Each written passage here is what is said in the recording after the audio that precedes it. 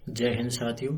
आज की वीडियो में हम 26 दिसंबर का करंट अफेयर्स पढ़ेंगे। चलिए शुरू करते हैं। पहला प्रश्न है, भारत द्वारा पहली बार वीर गार्जियन हवाई युद्धाभ्यास किस देश के साथ आयोजित किया जाएगा? तो ये किया जाएगा जापान के साथ। यह 10 दिवसीय अभ्यास भारतीय वायुसेना और जापानी वायु आत्मरक्षा बल के बीच जापान के हयाकुरी हवाई अड्डे और इरुमा हवाई अड्डे पर आयोजित किया जाएगा। अब बात करते हैं भारत और जापान के बीच आयोजित होने वाले कुछ प्रमुख युद्धाभ्यासों के बारे में।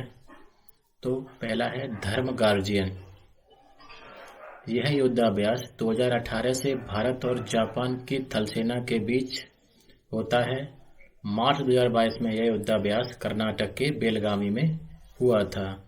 दूसरा अभ्यास है सैन्यू मैत्री युद्धाभ्यास। भारत और जापान की वायुसेना के बीच में आयोजित होने वाला यह युद्धाभ्यास 2019 में पश्चिमी बंगाल के पनागर में आयोजित हुआ था। अगला है जीमैक्स युद्धाभ्यास। यह भारत और जापान की नौसेना के बीच होता है। जीमैक्स एक्सरसाइज का 6वां संस्करण सितंबर 2022 में बंगाल की खाड़ी में आयोजित हुआ था। अब बात करते हैं चीफ ऑफ डिफेंस स्टाफ। ये कौन है? जनरल अनिल चौहान। चलिए बात कर लेते हैं जापान की। तो जापान की राजधानी है टोक्यो। प्रधानमंत्री फूमियो किशिदा। तो भारत द्वारा पहली बार वीर गार्जियन हवाई युद्धाभ्यास जापान के साथ आयोजित किया जाएगा और टोक्यो ने 2025 के बाद बनने वाले नए घरों के लिए सोलर पैनल को अनिवार्य बना दिया है। और हाल ही में जापानी अंतरिक्ष स्टार्टअप स्पेस इंक ने अपने हकुतो आर मिशन के तहत स्पेस एक्स फाल्कन 9 रॉकेट से चंद्रमा पर अपना निजी लैंडर एमएल लॉन्च हाल ही में किया है। और ब्रिटिश पीएम ऋषि सुनक ने भविष्य के फाइटर जेट बनाने के लिए यूके, इटली और जापान के बीच साझेदारी की घोषणा हाल ही में की है। और जापान की अंतरिक्ष एजेंसी जेक्सा ने घोषणा की है कि उसने अपने अंतरिक्ष यान को चलाने के लिए भाप का उपयोग किया है। और 8 से 18 नवंबर तक मालाबार युद्धाभ्यास जापान, भारत और ऑस्ट्रेलिया, अमेरिका के बीच जापान के योकोसुका में आयोजित किया गया था। चलिए कुछ और एक्सरसाइज देख लेते हैं। तो भारतीय नौसेना और इंडोनेशियाई नौसेना के बीच भारत इंडोनेशिया समन्वित गश्त इंडो कॉर्पेट का 39वां संस्करण जो है वो 8 से 19 दिसंबर तक आयोजित किया गया। और अभ्यास संगम का 7वां संस्करण भारतीय नौसेना मार्कोस और अमेरिकी नौसेना सील्स के बीच एक संयुक्त नौसेना विशेष बल अभ्यास गोवा में आयोजित किया गया। अगला प्रश्न है, फिजी के नए प्रधानमंत्री कौन बने हैं? तो उनका नाम है सित्विनी राबुका। 24 दिसंबर को सित्विनी राबुका को फिजी का नया प्रधानमंत्री नियुक्त किया गया है। फिजी की 55 सदस्यीय संसद में सित्विनी राबुका ने बेनिमारामा के 27 वोटों के मुकाबले 28 वोट हासिल किए। गठबंधन व्यवस्था के तहत फिजी में बिमान प्रसाद, बिलीमे गाबोका और मनोवा कामिका में 3 उप प्रधानमंत्री होंगे। चलिए कुछ अन्य देशों के प्रधानमंत्री जो हाल ही में नियुक्त हुए हैं। तो सित्विनी राबुका फिजी के प्रधानमंत्री बने हैं। लियो वराडकर हाल ही में आयरलैंड के नए प्रधानमंत्री बने हैं। वेटसी सावेज पेरू के प्रधानमंत्री बने हैं और शेर बहादुर देवा नेपाल के प्रधानमंत्री बने हैं। अब बात कर लेते हैं फिजी की। तो राजधानी है सुबा, मुद्रा है डॉलर, राष्ट्रगान क्या है? God bless Fiji. और सित्विनी राबुका जो है नए प्रधानमंत्री बने हैं। राष्ट्रपति कौन है? William Katonivere. तो सित्विनी राबुका नए प्रधानमंत्री बने हैं। और 15 से 17 फरवरी 2023 तक विदेश मंत्रालय द्वारा फिजी देश के सहयोग से 12वां विश्व हिंदी सम्मेलन आयोजित किया जाएगा। इसकी थीम क्या है? Hindi from traditional knowledge to artificial intelligence, ये इसकी थीम रहेगी। अगला प्रश्न है, BBC Sports Personality of the Year award किसे मिला है? तो ये मिला है बेथ मीड को। बेथ मीड को दिसंबर 2022 में BBC Sports Personality of the Year 2022 के लिए सम्मानित किया गया है। वह प्लेयर ऑफ द टूर्नामेंट और यूरो 2022 में शीर्ष स्कोरर भी थी। बेथ मीड ने वेम्बली में फाइनल में जर्मनी को हराकर इंग्लैंड की पहली मेजर वुमेन फुटबॉल ट्रॉफी जीती। इंग्लैंड के क्रिकेटर बेन स्टोक्स दूसरे और शीतकालीन ओलंपिक कर्लिंग चैंपियन ईव मुरहेड तीसरे स्थान पर रहे। बेथानी जेन मीड का जन्म 9 मई 1995 को हुआ था। वह एक अंग्रेजी पेशेवर फुटबॉलर हैं जो महिला सुपर लीग क्लब आर्सेनल और इंग्लैंड की राष्ट्रीय टीम के लिए खेलती हैं। अगला प्रश्न है, अंतर्राष्ट्रीय वित्तीय सेवा केंद्र प्राधिकरण और किसके बीच सहयोग के लिए समझौता हुआ है? तो ये समझौता हुआ है ऊर्जा, पर्यावरण और जल परिषद के बीच। अंतर्राष्ट्रीय वित्तीय सेवा केंद्र प्राधिकरण और ऊर्जा, पर्यावरण और जल परिषद ने दीर्घकालिक वित्त के क्षेत्र में आपसी सहायता और सहयोग के लिए एक समझौता ज्ञापन पर हस्ताक्षर किए हैं। भारत ने हाल ही में पर्यावरण की रक्षा और संरक्षण के लिए अपने नेतृत्व वाले वैश्विक आंदोलन के रूप में मिशन लाइफ की शुरुआत की। इसके बाद भारत की G20 की अध्यक्षता शुरू हुई, जिसकी विषय वस्तु एक पृथ्वी, एक परिवार, एक भविष्य है। निरंतरता एक सामान्य धागा है जो इन दोनों प्रयासों के माध्यम से चलता है। इस संदर्भ में वित्त एक प्रमुख प्रवर्तक है, जैसा कि CEEW अनुसंधान द्वारा उजागर किया गया है, जिसका अनुमान है कि 2070 तक भारत के नेट जीरो लक्ष्य के लिए 10 ट्रिलियन अमेरिकी डॉलर निवेश की आवश्यकता होगी। चलिए और कौन कौन से समझौते हुए उन पर नजर डाल लेते हैं। ग्रुप ऑफ 7 समृद्ध औद्योगिक राष्ट्रों ने वियतनाम को $15.5 बिलियन प्रदान करने के लिए समझौते को मंजूरी दी है। और हाल ही में 190 से अधिक देशों ने प्राकृतिक पारिस्थितिकी तंत्र में सुधार करने के लिए ऐतिहासिक जैव विविधता संधि को स्वीकार किया है। रक्षा मंत्री ने सिस्टम फॉर पेंशन एडमिनिस्ट्रेशन रक्षा पहल के तहत सेवा केंद्रों के रूप में ऑनबोर्ड करने के लिए बंधन बैंक के साथ समझौता किया है। और अखिल भारतीय आयुर्वेद संस्थान ने विभिन्न महाद्वीपों में आयुर्वेद को बढ़ावा देने के लिए क्यूबा के चिकित्सा विज्ञान विश्वविद्यालय के साथ एक समझौता किया है। अगला प्रश्न है, United world wrestling rising star of the year सम्मान के लिए किसे नामित किया गया है? तो इनका नाम है अंतिम पंघाल। भारतीय महिला पहलवान अंतिम पंघाल को United world wrestling rising star of the year सम्मान के लिए नामित किया गया है। पुरस्कार के लिए चयनित अन्य 5 महिलाओं में जापान की नोनोका उजाकी, अमेरिका की एमिट एलोर, स्वीडन की एम्मा मालमग्रेन और रोमानिया की एंड्री एना शामिल हैं। अगस्त में विश्व अंडर 20 कुश्ती चैंपियनशिप में भारत को पहला स्वर्ण पदक दिलाकर पंघाल ने कीर्तिमान बनाया था।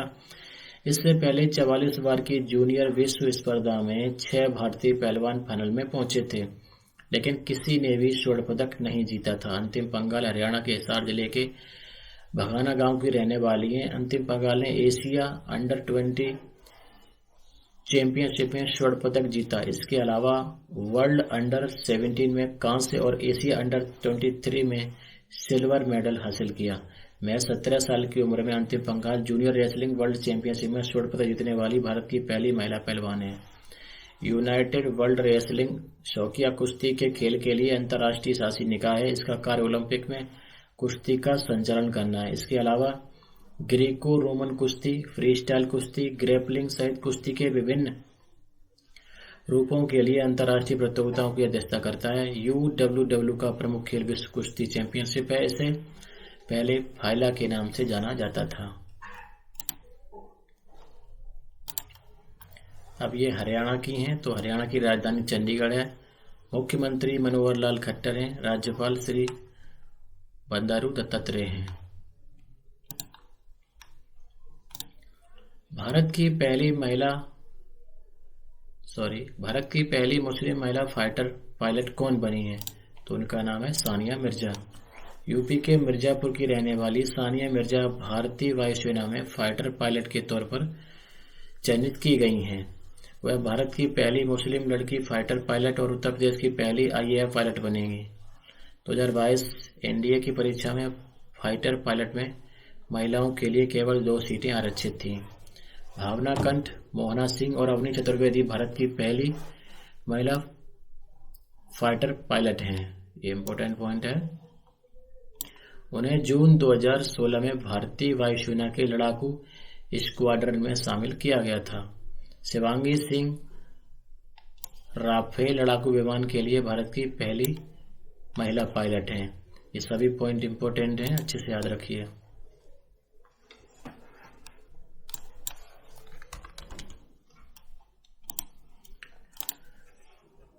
अगला प्रश्न है, फोर्ब्स की वार्षिक सूची में सबसे अधिक फीस लेने वाली 25 शीर्ष महिला खिलाड़ियों में किस भारतीय को शामिल किया गया है?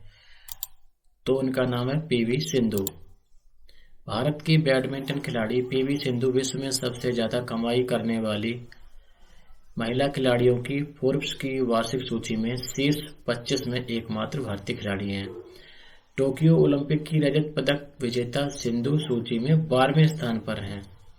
जापान की टेनिस खिलाड़ी नाओमी ओसाका इस सूची में शीर्ष पर हैं।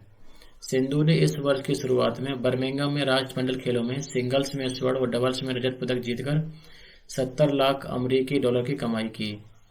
नाओमी ओसाका लगातार तीसरे साल फोर्ब्स की सूची में शीर्ष स्थान पर बनी हुई हैं।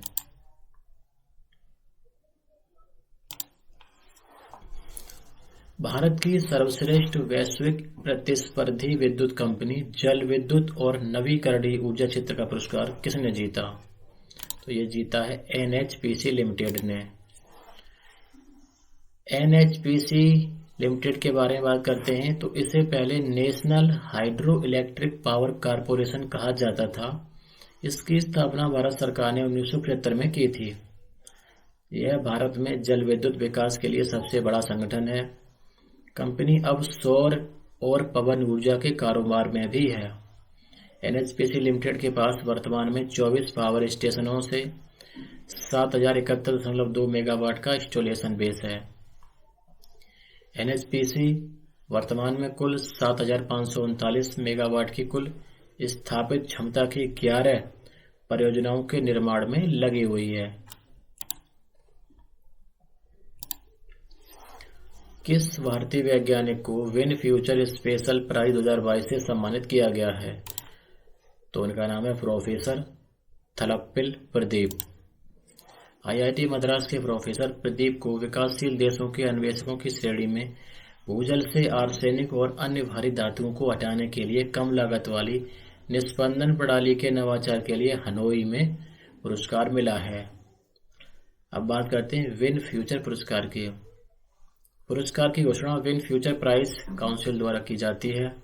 इसे 2020 में वैश्विक शैक्षणिक संस्थानों, अनुसंधान प्रयोगशालाओं और उद्योग के असाधारण अन्वेषकों और शोधकर्ताओं को मान्यता देने के लिए लॉन्च किया गया था ताकि सफल वैज्ञानिक अनुसंधान और तकनीकी नवाचारों का सम्मान किया जा सके। विन फ्यूचर ग्रैंड प्राइज का मूल्य $3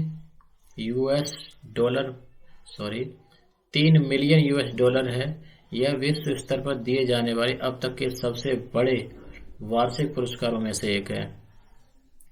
महिला अन्वेषकों, विकासशील देशों के नव प्रवर्तकों और उभरते क्षेत्रों में उत्कृष्ट उपलब्धियों वाली नव प्रवर्तकों को 3 स्पेशल प्राइज यानी विशेष पुरस्कार दिए जाते हैं।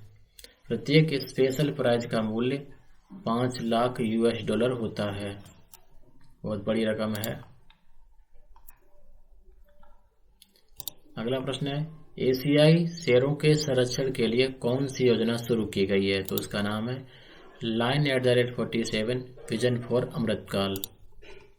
केंद्र सरकार ने गुजरात के एक क्षेत्र गिरी में एशियाई शेरों के संरक्षण के लिए Line@47 विजन फॉर अमृतकाल योजना को शुरू किया है। इस शीर्षक वाली योजना लाइन प्रोजेक्ट का एक हिस्सा है और इसका उद्देश्य शहरों की बढ़ती आबादी का प्रबंधन करने के लिए आवासों को सुरक्षित और पुनर्स्थापित करना है।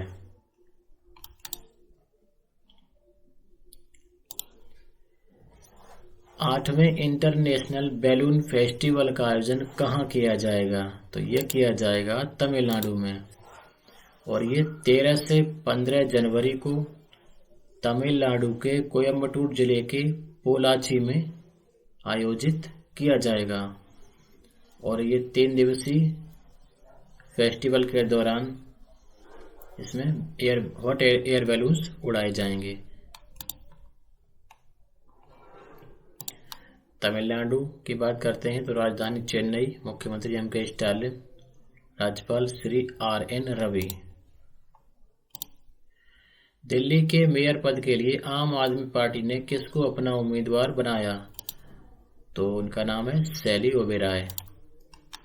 शैली ओबेरॉय अंतर्राष्ट्रीय सम्मेलनों में सर्वश्रेष्ठ पेपर पुरस्कार की प्राप्तकर्ता हैं। आईसीएस सम्मेलन में स्वर्ण पदक प्रोफेसर मनुभाई शाह पुरस्कार, मिस कमला रानी पुरस्कार प्राप्त करता है, यानी ये पुरस्कार उनको मिल चुके हैं। शैली ओबेरॉय पश्चिमी दिल्ली के पूर्वी पटेल नगर वार्ड की निर्वाचित पार्षद हैं। शैली ओबेरॉय ने ये सभी ख्याति महज 39 साल की उम्र में प्राप्त की है। तेलुगु फिल्म इंडस्ट्री के किस दिग्गज कलाकार का हाल ही में निधन हो गया है? तो उनका नाम है केकला सत्यनारायण। तेलुगु फिल्म इंडस्ट्री के दिग्गज कलाकार केकला सत्यनारायण गारू का 87 साल की उम्र में निधन हो गया। केकला सत्यनारायण ने कई दशक लंबे करियर में कई भूमिकाएं निभाई। केकला सत्यनारायण का जन्म 25 जुलाई 1935 को मद्रास प्रेसिडेंसी में हुआ था। 6 दशक से ज्यादा के करियर में उन्होंने लगभग 750 फिल्मों में काम किया। मुख्य रूप से तेलुगु सिनेमा में सक्रिय सत्यनारायण गारू ने कुछ तमिल और कन्नड़ फिल्में भी की थी।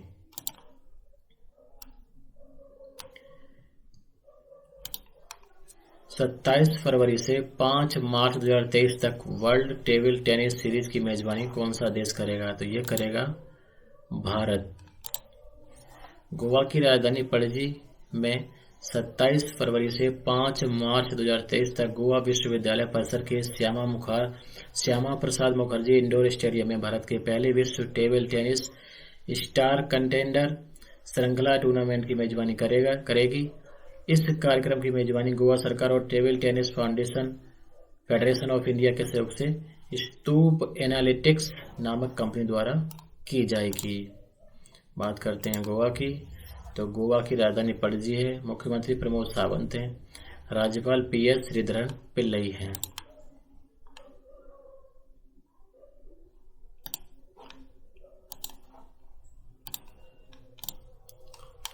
उन्नत इनर लाइन परमिट प्रणाली पोर्टल किसने शुरू किया?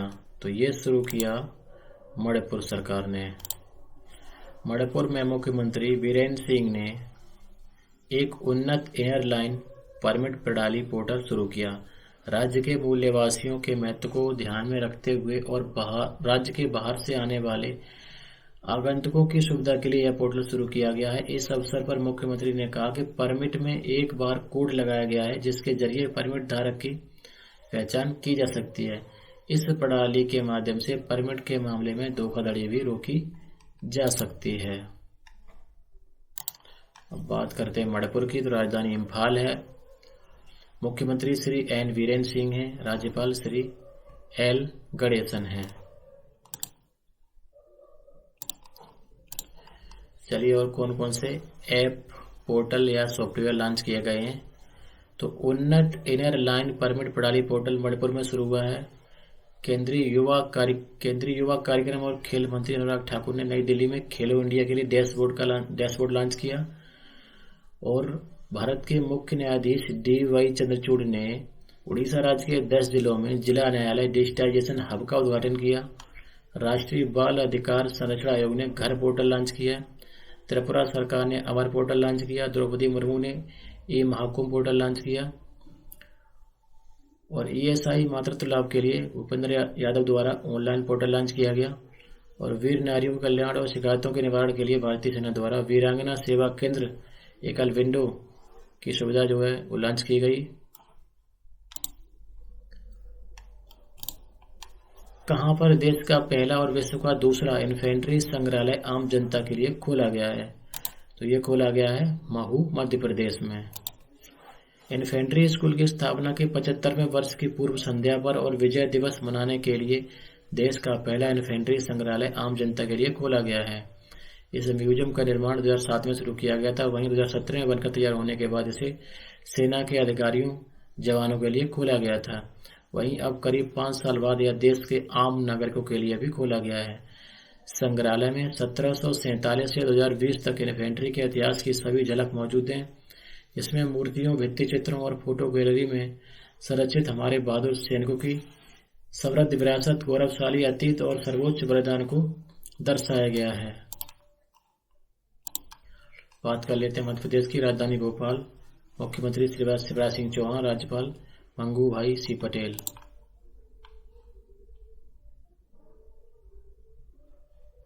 तो आज की वीडियो में इतना ही दोस्तों। जय हिंद, जय भारत।